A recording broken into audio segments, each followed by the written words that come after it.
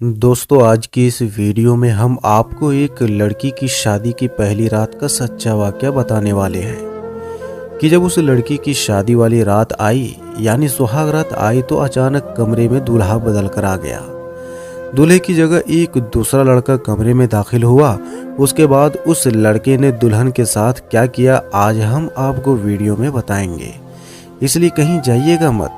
और दोस्तों, वीडियो को लाइक करके वीडियो को पूरा ज़रूर देखिएगा। तो चलिए दोस्तों शुरू करते हैं। दोस्तों, मेरठ के अंदर एक गांव पड़ता है जिसका नाम दादर है। आज से 4 साल पहले दादर में रहने वाली लड़की का रिश्ता बिजनौर में रहने वाली लड़के के साथ तय हो जाता है, जो आर्मी अफसर होता है। और दादर की जो लड़की होती है वो एक सरपंच की बेटी होती है। दोनों का रिश्ता तय हो जाता है, पर कुछ दिनों बाद दोनों की शादी भी हो जाती है।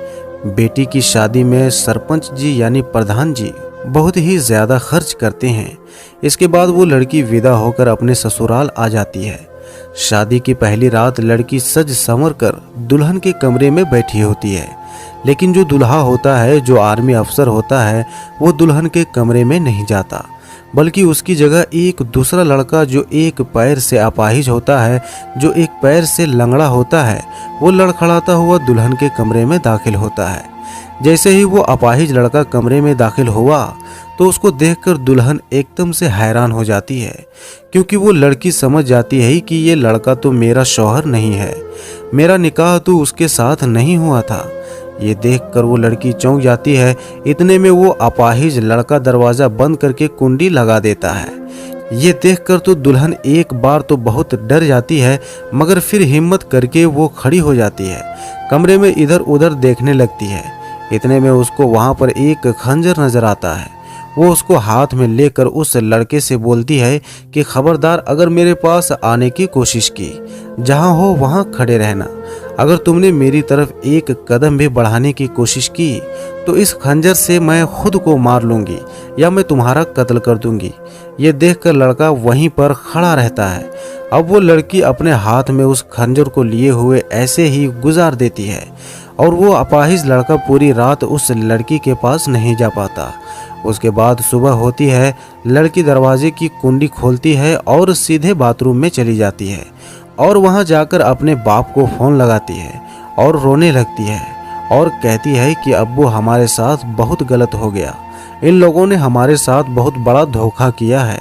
रात को एक दूसरे लड़के को इन्होंने मेरे कमरे में भेज दिया।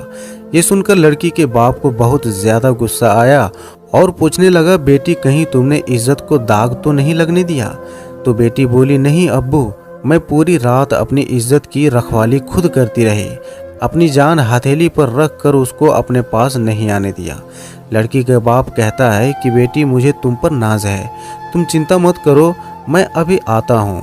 और हाँ, तुम वहाँ पर किसी को इस बात के बारे में मत बताना, चुपचाप वहाँ पर बैठे रहना। उसके बाद वापस वो लड़की अपने कमरे में आकर बैठ गई। थोड़ी देर बाद लड़की का बाप अचानक लड़के वालों के घर बिजनौर पहुँच जाता है। उसको देखकर लड़के वाले बहुत ज़्यादा हैरान होते हैं और पूछने लगते हैं कि सरपंच जी, आपका अचानक आना कैसे हो गया? सरपंच जी कहते हैं, मैं तो पास वाले गांव में किसी काम के लिए आया था, सोचा बेटी से मिलता चलूं, इसलिए आ गया हूं। ये सुनकर लड़के वाले बहुत खुश हो गए और कहने लगे, तब तो ठीक है, आप चाय पानी पीकर जाना। सरपंच जी कहते हैं, नहीं, अगर चाय नहीं होगा तो छोड़ दें, अब मैं आ ही गया हूँ तो अपनी बेटी को साथ ही ले जाता हूँ, क्योंकि उसकी माँ की तबीयत अचानक खराब हो चुकी है। 2-4 दिन के बाद ये वापस आ जाएगी। इस पर लड़के के घर वाले मान जाते हैं और सरपंच जी अपनी बेटी को लेकर वहाँ से रवाना हो जाते हैं। रास्ते में दोनों बाप बेटी बहुत रोते हैं। बेटी कहती है, अब इन लोगों ने हमारे साथ बहुत गंदा मजाक किया है। तब वो कहते हैं कि बेटी, अब तुम चिंता मत करो, अब बस तुम बैठ कर देखो कि मैं इनके साथ क्या करता हूँ। लड़की के ससुराल वाले बहुत खुश हो रहे थे। वो सोच रहे थे कि हमारा प्लान कामयाब हो गया, हमने जैसा सोचा था वैसा हो गया। दोस्तों, हम आपको बता दें कि लड़की के ससुराल वाले जो बिजनौर वाले थे, इस लड़की के साथ ऐसा उन्होंने क्यों किया था, इसके पीछे उनका क्या मकसद था, शादी की पहली रात उन्होंने दूल्हे को क्यों बदला था। दरअसल उस घर में 2 सगे भाई रहते थे, एक आर्मी अफसर था और दूसरा एक पैर से अपाहिज यानी लंगड़ा था। उस अपाहिज का कहीं रिश्ता नहीं हो रहा था, इसीलिए उन्होंने इस लड़की के साथ ऐसा धोखा किया। उन्होंने सोचा ये तो आर्मी अफसर है, इसकी तो सरकारी नौकरी है, इसको तो कोई भी अपनी लड़की दे देगा, इसलिए अगर ये लड़की इस अपाहिज को रख लेती है तो इसका भी घर बच जाएगा, बाद में इन दोनों का निकाह कर देंगे। बस यही सोचकर इन्होंने ऐसा किया था। उन्होंने सोचा कि अगर शादी की पहली रात इस लड़की के साथ हमारा ये अपाहिज लड़का रह लेता है तो लड़की इसी की हो जाएगी। उनका ये प्लान था और इसी वजह से उन्होंने ऐसा किया था। मगर ये लड़की बहुत हिम्मत वाली निकली और पढ़ी लिखी एक लड़की थी, इसीलिए इनके प्लान को कामयाब होने नहीं दिया। उसके बाद 2 दिन का वक्त गुजर जाता है। 2 दिन बाद वो आर्मी अफसर उसका जीजा दोनों ही दादर गांव यानी लड़के के गांव पहुंच जाते हैं उस लड़की को वापस ले जाने के लिए। लड़की के घर जाकर वो लोग सलाम दुआ करते हैं। सरपंच जी अपने घर वालों को आवाज़ देकर कहते हैं कि मेहमान आ गए हैं, इनको अंदर ले जाओ और खूब खातिरदारी करो। उसके बाद उनको एक कमरे में ले जाया जाता है। वहाँ पर 3 से 4 पहलवान मौजूद होते हैं। इन दोनों के अंदर जाते ही वो पहलवान इन दोनों को पकड़ लेते हैं, उनके हाथ पांव बांध देते हैं और उनकी खूब अच्छी तरह से लाठी डंडों के साथ पिटाई करते हैं, मेहमान नवाजी करते हैं। क्योंकि सरपंच जी के घर को काफ़ी गुस्सा था कि ये हमारी बेटी के साथ इतना घिनौना काम करने जा रहे थे।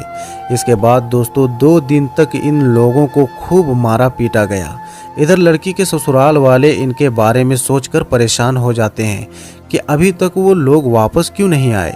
फिर वो सरपंच जी को फ़ोन लगाते हैं और पूछते हैं हमारे लड़के बहू को लेकर वापस नहीं पहुँचे हैं, क्या बात है, अब सब ठीक तो है ना। तो सरपंच जी कहते हैं हाँ सब ठीक है, बस उनका यहाँ पर दिल लग गया है, इसलिए वो यहाँ पर रुके हुए हैं। ये सुनकर दूल्हे के घर वाले खुश हो जाते हैं कि जी तब तो ठीक है। फिर ऐसा करते करते 2-3 दिन का वक्त और गुजर जाता है। ये देखकर लड़की के घर वाले परेशान हो जाते हैं और सोचते हैं कुछ तो बात ज़रूर है। बस यही सोचकर वो अपाहिज लड़का और उसका बाप भी दादर में लड़की को लेने पहुंच जाते हैं। फिर उनको भी घर के अंदर उसी कमरे में ले जाया जाता है जिसमें उन दोनों को बांधकर रखा गया था। अंदर ले जाकर उनकी भी मेहमान नवाजी की जाती है, यानी इनकी भी खूब पिटाई की जाती है। वे वापस लड़के के घर वाले फ़ोन लगाते हैं और पूछते हैं कि भाई साहब क्या बात है, जो भी वहाँ जा रहा है वो वापस क्यों नहीं आ रहा है। तो सरपंच जी ने उसको सारी बात बताई और कहने लगे आपने हमारे साथ इतना बड़ा धोखा क्यों किया, आपने हमारी बेटी के साथ इतनी गंदी हरकत क्यों की। ये सुनकर लड़की के घर वाले गिड़गिड़ाने लगे और कहने लगे कि हमें माफ़ कर दो। सरपंच जी ने कहा कि ठीक है हम आपको माफ़ कर देंगे, पर आपको हमारे घर आना होगा वैसे ही जैसे आप बारात लेकर आए थे, और किसी भी रिश्तेदार को कुछ मत बताना, और हाँ तुम्हारे खास लोगों को रिश्तेदारों को साथ में ज़रूर लाना, और जो सामान हमने आपको दहेज में दिया था वो भी आपको पूरा का पूरा वापस लाना है। उसके बाद दूल्हे वाले उसी तरह वापस गए जिस तरह से वो बारात लेकर गए थे। उनका सारा सामान यानी दहेज भी साथ ले आए। सरपंच जी के रिश्तेदारों ने उन लोगों के खिलाफ बहुत गुस्सा था, इसलिए वो उनको मारना और पीटना चाहते थे, मगर सरपंच जी समझदार थे। उन्होंने उन लोगों को रोक दिया और कहने लगे इसमें इन लोगों की कोई गलती नहीं है, वे तो बस रिश्तेदार हैं और गांव वाले हैं। उसके बाद सरपंच जी ने उन गांव वालों को और उनके रिश्तेदारों को सारी बात बताई, सारी सच्चाई बताई। उनको बताया कि ये लोग किस तरह से हमारी बेटी की ज़िंदगी ख़राब करने जा रहे थे।